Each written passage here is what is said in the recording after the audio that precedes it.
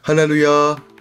오늘도 하나님의 은혜와 은총이 모든 할렐루야 교회 성도들과 함께 말씀을 묵상하는 모든 성도들의 삶 가운데 충만하게 임할 것을 예수 그리스도로 축원드립니다.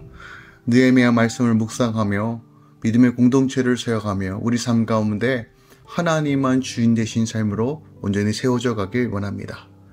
7월 31일 수요일 아침 예배 성삼위 하나님께 올려드립니다. 오늘 하나님의 말씀은 느헤미야 12장 27절부터 47절까지입니다. 느헤미야 12장 27절부터 47절까지입니다. 오늘은 27절부터 30절까지만 묵상하겠습니다.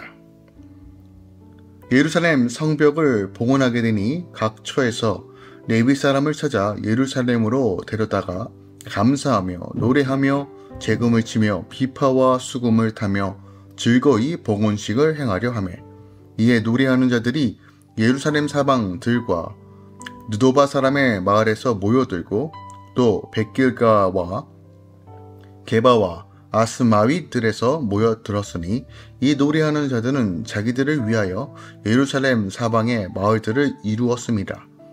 제사장들과 레위 사람들이 몸을 정결하게 하고 또 백성과 성문과 성벽을 정결하게 하니라. 아멘. 하나님의 말씀입니다. 예루살렘 사방 마을에서 사람들이 모여들어 성벽 봉헌식을 실행하죠. 찬송하는 자의 큰 무리가 둘로 나누어 성벽 위를 대로 지어가고 하나님 전에 함께 서서 큰 제사를 드립니다. 하나님이 백성을 크게 즐거워하게 하시고 사람들은 제사장들과 레위인들에게 돌릴 것을 곳간에 썼습니다. 본문은 예루살렘 이주 정책 실행과 또한 인구 분산 및 성벽 낙성식과 성전 제사 제도의 확립을 다루고 있는 내용을 담고 있어요. 제1차 포로 귀환 이후에 제사장들과 레위인의 명단을 보도했던 어저께 본문에 이어 하나님의 선민의 삶의 중심인 성전이 있던 예루살렘 성벽 낙성식에 대한 기록이 오늘 본문에 담겨져 있습니다. 먼저 27절부터 29절까지는 예루살렘 성벽 낙성식을 위하여 전국 각처에 있던 레위인들을 예루살렘으로 소집한 사실을 보도하고 있어요. 그 다음에 30절에서는 제사장과 레위인들이 자신들의 몸을 성결하게 한 후에 백성들과 성문과 성을 정결케 하는 의식을 거행했다라고 기록하고 있습니다. 또한 31절부터 39절까지는 방백들과 찬양대원들이 성벽 위를 걷는 의식을 거행한 사실을 기록하고 있습니다. 또한 40절부터 43절까지는 온 백성이 하나님의 전 앞에 서서 성벽을 완공할 수 있도록 베푸신 은혜로 인하여 하나님께 감사 제사를 드리고 있죠. 그리고 끝으로 45절부터 이제 47절까지 어떤 내용이 담겨져 있냐면 이제 11조를 수납한 레위인들을 임명한 사실이 기록되어 있습니다. 그러니까 성전 제사 제도가 온전하게 회복되었음을 보여주고 있어요. 그러니까 11조 제도는 성전 제사 제도를 유지하는 근간이고 기초입니다. 그러니까 제사장이나 레위인들은 다른 직업을 가지지 않고 온전히 성전 제사 일에만 전념하였기 때문에 11조 제도는 그들의 생계와 성전의 유지를 위하여 반드시 요청되었던 것입니다. 자, 이런 기능은 여전히 유효합니다. 자, 당시 11조를 드렸던 본질적인 이유는 결국 레위인들의 생계를 위하여, 또한 성전 보수와 유지를 위하여, 그리고 구제를 위하여 10분의 1을 드렸다는 것이에요.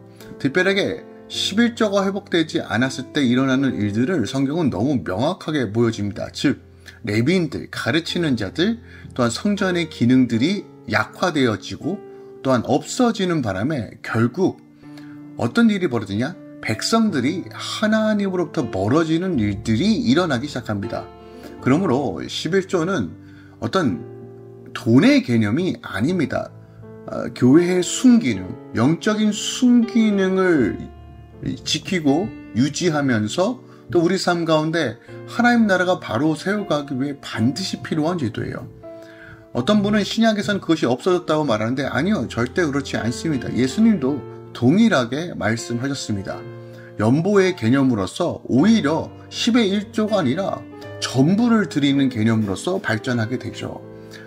오늘 이 모든 기능, 영적으로나 내적으로나 외적으로나 시스템적으로나 다 온전히 회복되어져서 다시 한번 모든 것들의 회복이 이루어지는 이 모습이 바로 느헤미야 12장 말씀이라는 것입니다. 특별하게 우리가 주목할 것은 성벽 낙성식이 이루어졌다는 것입니다. 보편적으로 이제 성전을 낙성식하는 것은 이해가 될 수 있는데 성전을 낙성식했다는 것이 굉장히 놀랐습니다. 그렇다면 성전이 아닌 성벽까지도 낙성식을 했었던 이유가 무엇인지, 또한 이것이 주는 의미가 무엇인지 우리 함께 영적인 교훈들을 살펴보길 원합니다. 본문 전체에서 예루살렘 성벽 낙성식, 다른 말로 성벽 외곽의 봉헌식 장면이 소개되어 있어요.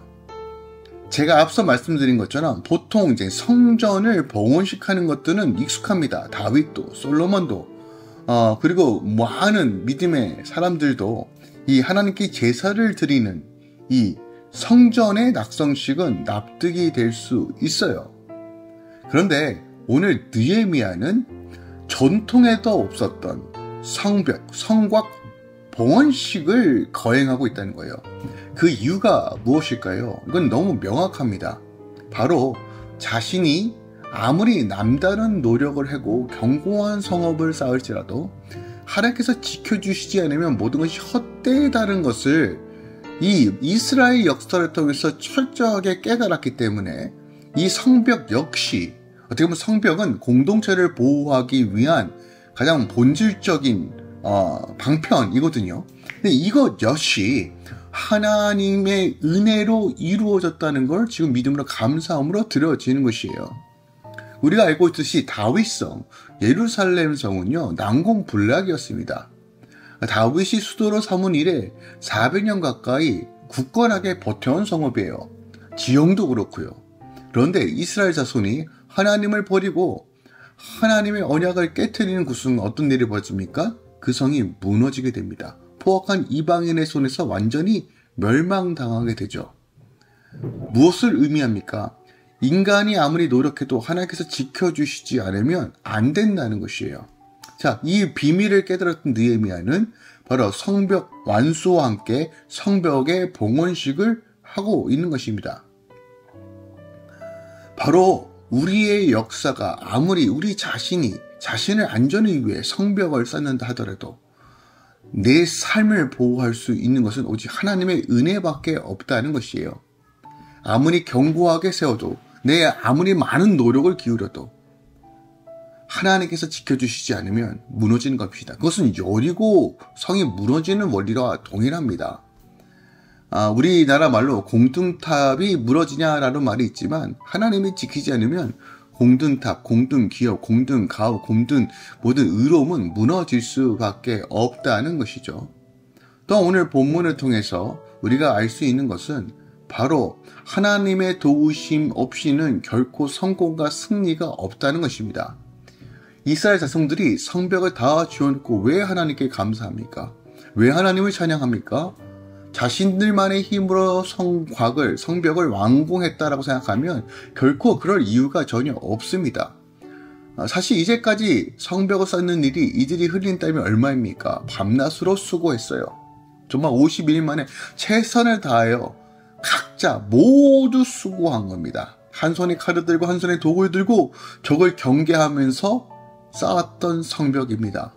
그런데 낙성식을 거행함으로써 하나님께 감사와 찬양을 올려드리는 이유가 무엇입니까? 바로 눈에 보이게 하나님께서 역사하신 것은 없는 것 같지만 이 모든 과정에 하나님의 특별한 섭리와 은혜 가운데 있었다는 것을 명확하게 깨달았기 때문입니다.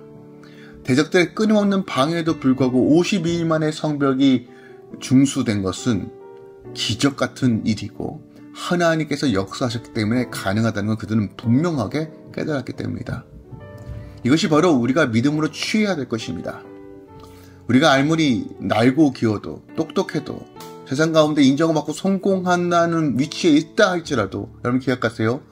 하나님이 은혜를 주셨기에 가능한 것입니다.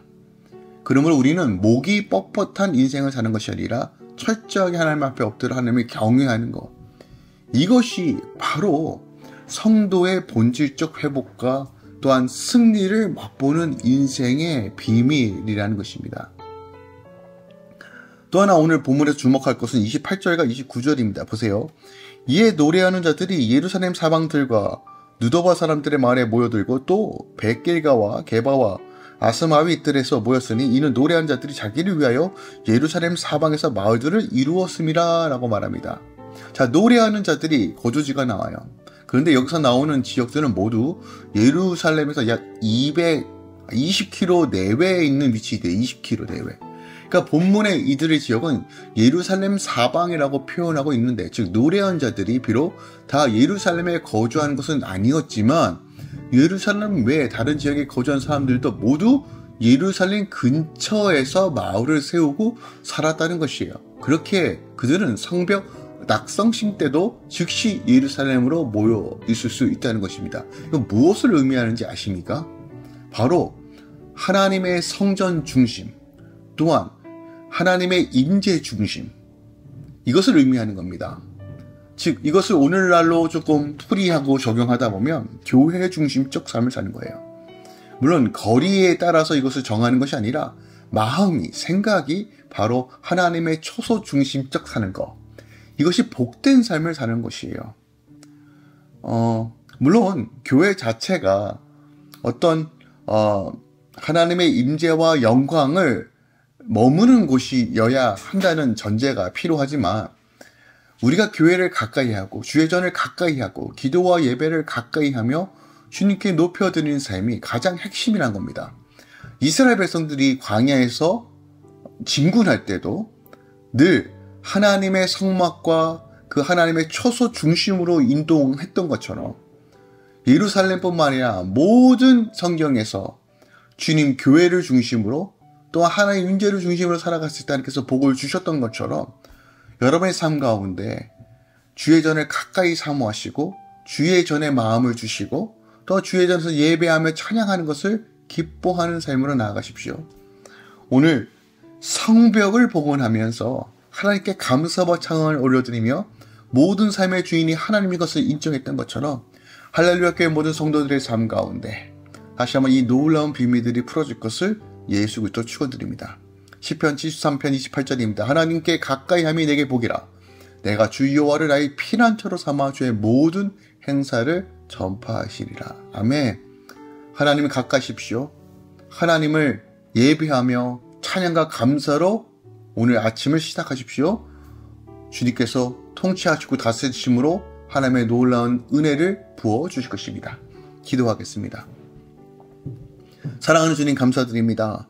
오늘 느헤미야의 성벽 봉헌식을 통해서 또한 이것을 위해 모든 이스라엘들, 백성들이 다시 한번 하나님의 은혜를 사모하며 모여 함께 노래하는 것처럼 하나님 우리의 삶이 하나님 중심으로 다시 한번 세워지길 원합니다. 자기중심적 세상으로 변질되고 있는 이 세상 속에서 하나님만이 진리인 것을 분명히 보게 하소서.